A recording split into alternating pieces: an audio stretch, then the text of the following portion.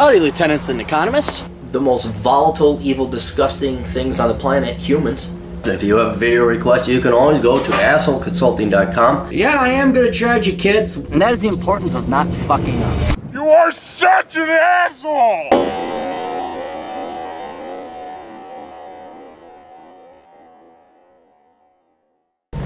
How you kids doing? Not assholeconsulting.com. Doing one more plug for the Pence Principle, sponsor of ours, written by Randall Benwick.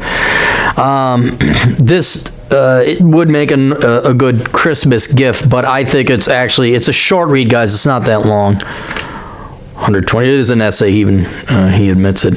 But it's basically taking the lessons learned from Ford, lessons all men must learn from Ford Kavanaugh, and you follow the Pence Principle, where Vice President Pence refuses to be left alone with a woman. And he caught a lot of flack for that, and people made fun of him for, oh, you sexist, da-da-da. Well, then Ford Kavanaugh comes along, and it's like, oh, maybe it's pretty wise now. And sadly, the overall point of this book is a compelling argument that especially boys today, as women become increasingly weaponized, you have to protect what your life, your entire investment into your entire life, your education, your job, your career, because at any point a woman can just ultimately just come out and lie, like Christine Blasey Ford did. But there's other things in here, false campus rape statistics, getting convicted falsely of rape and spending jail time and all that, and the increasing sensitivities of women, what's considered offensive, what is considered illegal, and for the, $10, $12 it costs an hour or two it might take to read this, I would strongly recommend any young man along the lines worthless of bachelor economics, because bachelor economics is ultimately pointless and moot. Your engineering degree is pointless and moot if all of a sudden you get falsely accused. So boys, if you're going to invest decades into your life, which you don't have a choice because that's life, recommend this. Now, the segment I want to read here, because I think it's the second best part of the book, this is all you're getting ready, is explaining why women mutilate their bodies with tattoos and piercings and ugly hair and changing different hair colors, they don't shave and all that. And like a lot in this book, there's an instructional part to it where it says, don't do this, don't do that, do that.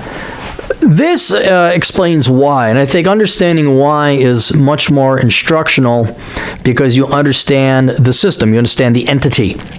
You understand how it works, so you're not immediately always going back to your supervisor, your commander, or whoever. What do I do now? What do I do now? What do I do now? You understand how the beast works, and you can counter it.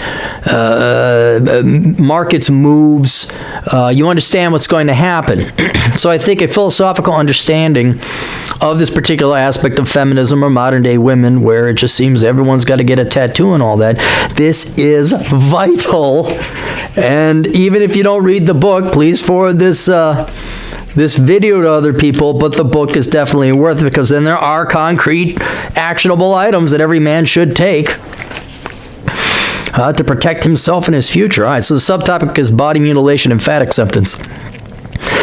In the 1960s and 70s, true believers in the feminist religion burned their bras. Perhaps a bit childish, perhaps a bit sophomoric, but most of these women grew up, matured, returned to reality, and became productive members of society. Some became accountants, some became secretaries, most of them wed and had children, and most of them went on to lead normal lives. The reason why is that deep down inside, no matter what feminist slop they were being fed, they were female, they were feminine. Like the billions of women before them over the millions of years in human history, they wanted to have a family and raise children. And they knew that in order to do that, they would have to maintain a certain level of physical beauty to attract a man. Oh sure, some of them may have protested they were not going to be any man's plaything, or that beauty was on the inside.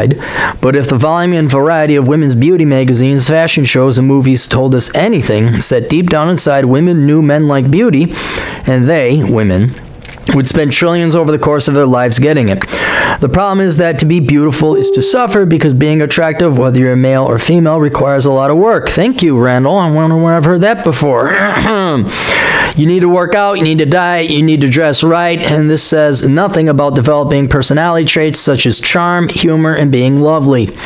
And while most women secretly acknowledge this, why else is dieting such a large industry?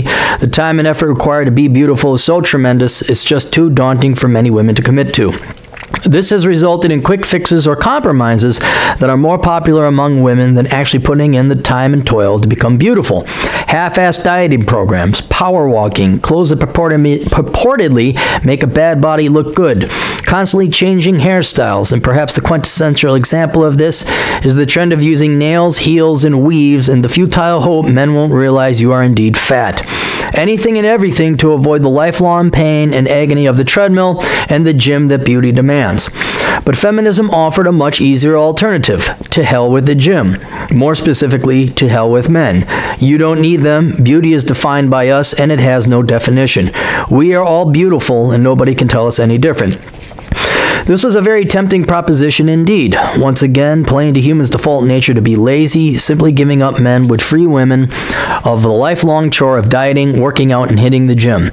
They would also be freed of putting on makeup, wearing heels, or whatever other degrading hurdles men were requiring of them. Plus, they wouldn't have to have any of that nasty, dirty, disgusting sex. A life free of labor, toil, and effort, liberating women to do what they truly wanted in life. There was just one minor problem. 2 million years of human evolution said otherwise. No matter what lies you want to tell yourself, both men and women are hardwired to have some unremovable preferences, tastes, desires, and instincts. For example, I like boobs. Man, do I like boobs. Ever since hitting puberty, I've held a pro-boob political platform in my life. I want to see them. I want to play with them. They rank up there with ice cream and video games in terms of the joy and happiness they bring to my life. Matter of fact, even if I were to die a long, protracted Alzheimer's death, the last word I would sputter before my ultimate demise would be boobs. But I live in reality. I don't live in denial. I am forever programmed to love boobs in the female form, no matter how much pain that might cause me in the long run. And I accept this. But feminists and women who claim they don't want men don't. They're in denial. They're living a lie. And though it may seem an easier and preferable route to ignore reality by sticking your head in the sand, this puts reality and your beliefs on a collision course, which is guaranteed to cause you incredible damage when they collide. And this damage manifests itself today in the increasing trend we see of body mutilation and fat acceptance.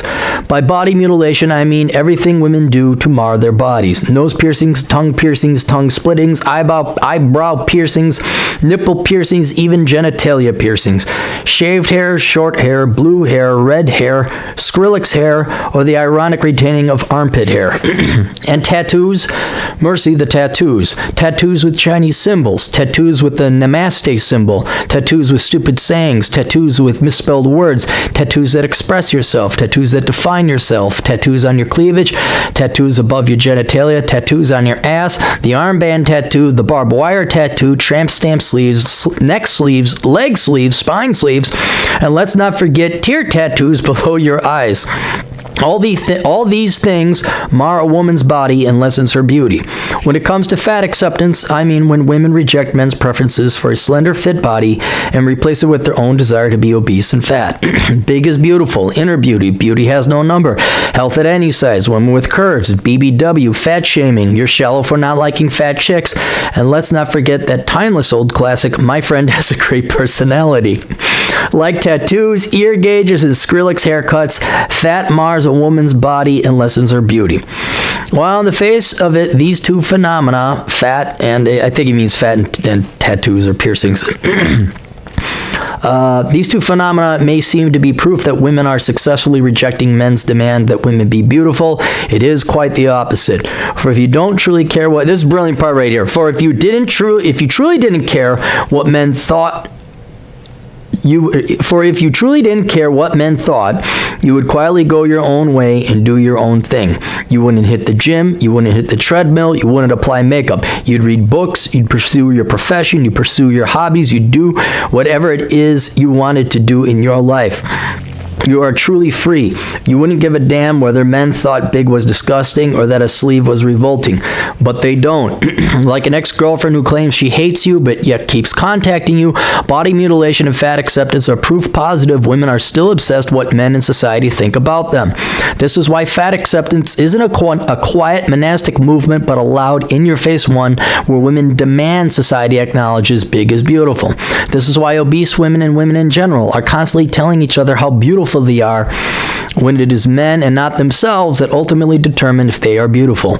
And dare you critique a woman's mutilated mural of piercings, tattoos, ear gauges, and Skrillex, be prepared for a violent screed about how you are a bigoted, sexist pig that doesn't know true beauty when you see it, because deep down inside, these women know they aren't beautiful and have used fat pride and body mutilation as a surrogate for purpose and meaning in life.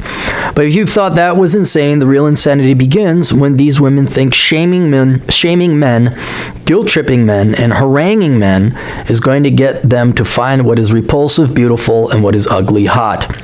That yelling and screaming at men will override millions of years of human evolution, genetic programming, and biological hardwiring, and then magically, poof, we all want to date loud, obnoxious, fat, mutilated, tongue-pierced women. And may I point out the additional irony that is tyrannical to May I point out the additional irony that it is tyrannical to deny men the right to choose what we deem to be beautiful or not. Again, this is feminist-originated insanity defined. And again, the question is, how far has the feminist rot gone this time? And again, the answer is surprisingly far. Not that every woman who has a tattoo is mentally damaged or lives vicariously through her tattoos, but 59% of the American women have tattoos compared to 41% of men. From here, the tattoo statistics become less consistent and reliable, but in general, younger women are having more tattoos than older people, and more women are walking into the tattoo parlor than men. The point is the overall trend is for more and younger women to have tattoos. Again, this doesn't mean if a woman has a tattoo, she can't be the mother of your children, but while discreet tattoo here or a Chinese proverb there isn't the mark of a delusional man-hating feminist, a neck sleeve or arm sleeve that could be mistaken for a turtleneck sweater is apostematism. I had to look that up. That's where the animals have different colors to scare away predators from eating them because they're poisonous. Do not make the mistake that being critical of a woman's tattoo is prudish or fuddy-duddy-ish. Like Mike Pence, being prudish and fuddy-duddy likely spared him the fate of Justice Kavanaugh. When it comes to fat acceptance, feminism has made significant inroads into diluting society as well. Admittedly, some of this is just marketing, as Oprah did not become a billionaire telling women they were fat, and women have always complimented one another on how beautiful they are, regardless of any proof. But the mainstream is starting to celebrate obesity, if for no other reason than it's profitable. Target Corporation now proudly boasts overweight models. Increasingly large women are gracing the covers of various fashion magazines. Young boys wearing makeup are doing the same, and now transgendered men are on the cover of Playboy. This may get these companies the business of the now 62% of women who are obese, but it normalizes this behavior, harming no one but women themselves. The end result is an emperor has no clothes nightmare where we have to lie about female beauty. Men cannot express their genetic preference for skinny, attractive women because it would be sexist. Men are shallow for being the way nature programmed them to be. Women don't need men condemning themselves to a life of misery, loneliness, spinsterism, and cats. And while corporations, colleges, political parties, and media all profit off of selling women the lie that they're all beautiful. And dare any one of you men step out of line and point out their emperor has no clothes, why that's just proof you hate women, you're the enemy, women are victims, and something needs to be done about it. So that's it. I've said that before in many other different words, but I love how he points out that, yeah, it's a lot like MGTOW, where real MGTOWs you don't hear from. They're gone. They've gone ghost. They're doing their thing. They're living their life. But the neo-MGTOWs, or what I like to call them virgin towels, the incels, all they do is complain and bitch about women online. That's all they do. They obsess about women. It's like, well, if you want nothing to do with women, why are you still having something to do with women? And here it is the same thing. If you point out, man, that's hideous, it's just like, I don't want that.